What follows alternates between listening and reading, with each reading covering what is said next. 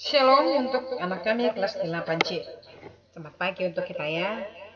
Hari ini kita akan mencoba kembali ke pembelajaran kita tentang tekanan zat cair menurut Pascal. Sebagai tujuan pembelajaran, yang pertama, siswa dapat menuliskan bunyi hukum Pascal. Yang kedua, siswa dapat memahami aplikasi penggunaan hukum Pascal di dalam kehidupan sehari-hari.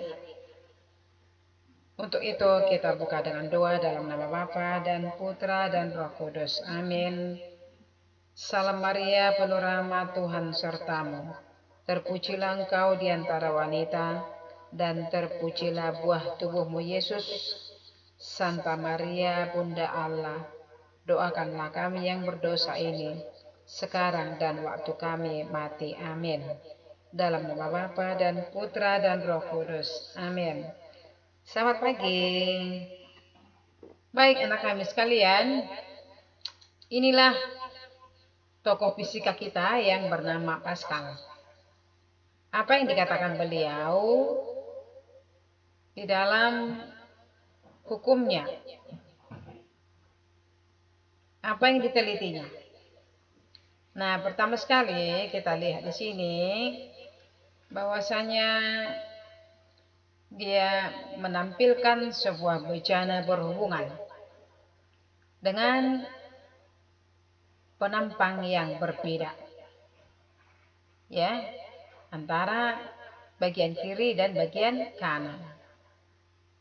Nah, kemudian dari apa yang sudah dilakukannya di dalam percobaan tersebut, dia menampilkan sebuah hukum yang disebutnya dengan hukum Pascal.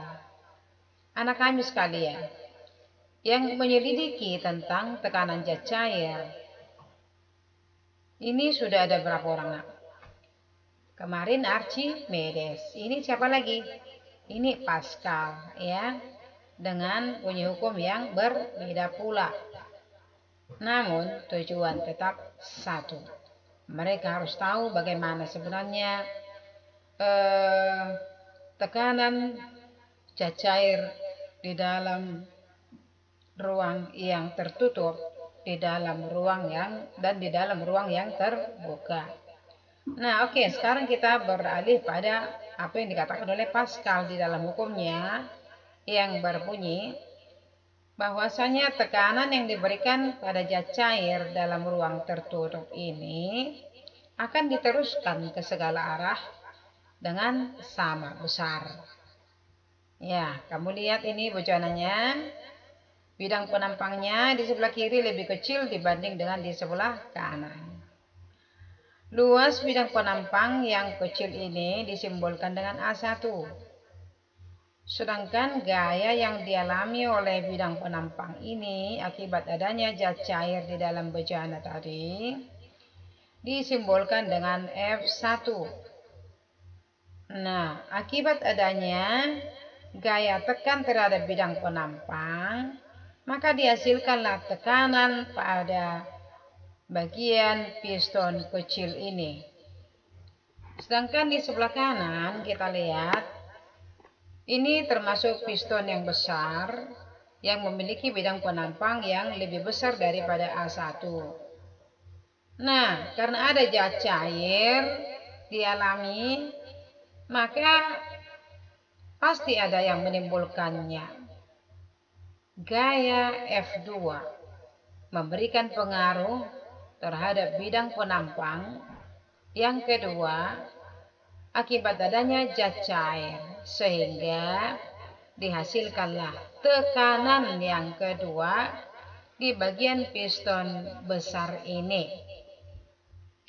Menurut si Pascal, bahwasanya ada hubungan antara piston yang kecil ini dengan piston yang besar ini, yang dalam bentuk persamaan secara matematis besarnya P1 sama dengan P2, di mana P1 dipengaruhi oleh faktor F1 dan A1,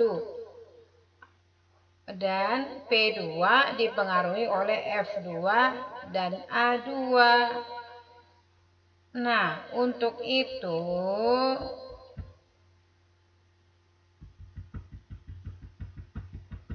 kita bisa lihat sebagai keterangannya, A1 adalah bidang penampang atau luas penampang pada piston kecil dalam satuan meter kuadrat atau sentimeter kuadrat.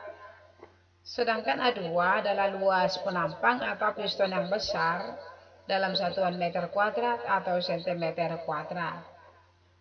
F1 adalah gaya yang bekerja pada piston atau penampang kecil dalam satuan Newton. F2 adalah gaya yang bekerja pada piston atau penampang yang besar dalam satuan Newton. Kemudian, kalau kamu lihat gambar, alat-alat yang bekerja berdasarkan Pascal antara lain adalah alat penyemprot tanaman, dongkrak hidrolik, kemudian gempa hidrolik. Ini harus kamu bedakan ya. Dongkrak hidrolik biasanya digunakan untuk mengangkat apa itu nak? Mengangkat atau katakanlah untuk menukar ban mobil yang misalnya mengalami kerusakan ya. Jadi dengan adanya dongkrak hidrolik, mobil itu bisa naik sedikit dari permukaan tanah sehingga ban yang rusak bisa digantikan. Gempa hidrolik lain lagi. Gempa hidrolik adalah alat pengangkat mobil untuk proses pencucian mobil. Ya. Ini alat yang bekerja berdasarkan hukum Pascal. Nah, selain itu ada lagi alat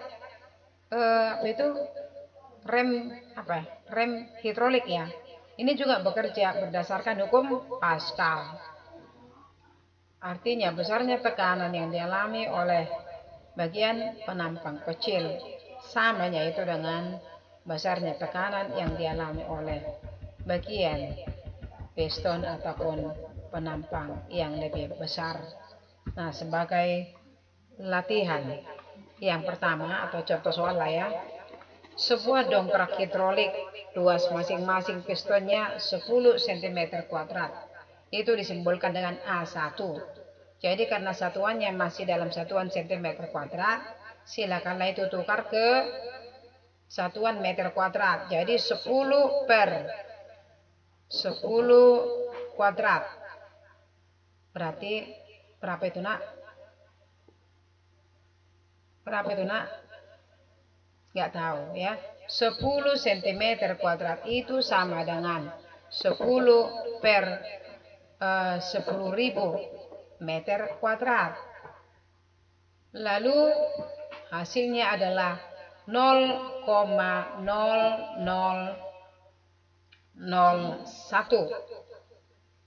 Tapi satuannya sudah meter kuadrat. 40 cm kuadrat itu adalah penampang yang besar. Maka kalau ditukar ke dalam satuan meter kuadrat itu menjadi 40 per 10.000, satuannya sudah dalam satuan meter kuadrat. Berarti setara dengan 4 kali 10 pangkat minus 3 meter kuadrat.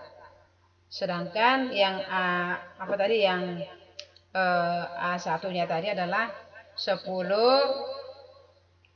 kali 10 pangkat minus 4 setara dengan 10 pangkat minus 3 dalam satuan meter kuadrat. Nah, kemudian apa lagi yang diketahui aku? Piston kecil ditekan dengan gaya sebesar 250 Newton itu merupakan F1. Jadi kalau F1-nya adalah 250 Newton, sementara luas penampang tadi sudah ditukar ke dalam satuan apa tadi nak? Ke dalam satuan meter kuadrat. Berarti kita harus sesuaikan dengan satuan daripada gaya dalam sistem internasional, dalam sistem MKS, yaitu Newton. Nah, karena yang dipertanyakan itu adalah besar gaya yang dihasilkan pada piston besar, berarti F2 lah yang dimaksud. Dengan demikian, secara matematis kita akan proses. Besarnya F2 sama dengan F1 kali A2 per A1. Maka F2 sama dengan 250 dikali dengan 4 kali 10 pangkat minus 3 dibagi dengan 1 kali 10 pangkat minus 3. Maka pada akhirnya kita temukan hasil F2 sama dengan 250 dikali 4 sama dengan 1000 Newton. Itulah gaya pada penghisap besar. Sebagai tugas kamu adalah melanjutkan kerja soal nomor 2, 3, dan 4. Sekian dan terima kasih. Kita tutup dengan doa dalam nama Bapa dan Putra dan Roh Kudus. Amin. Kemuliaan pada Bapa dan Putra dan Roh Kudus, seperti pada permulaan, sekarang, selalu, dan sepanjang segala abad. Amin. Dalam nama Bapa dan Putra dan Roh Kudus. Amin. Selamat pagi. Hasilnya nanti tolong dikirimkan ke WA Ibu ya nak.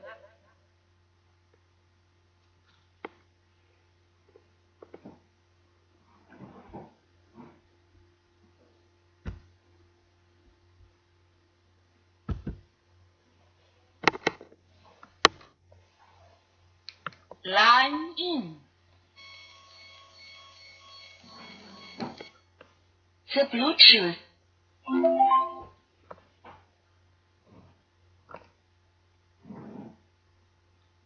Launch in. The radio modem.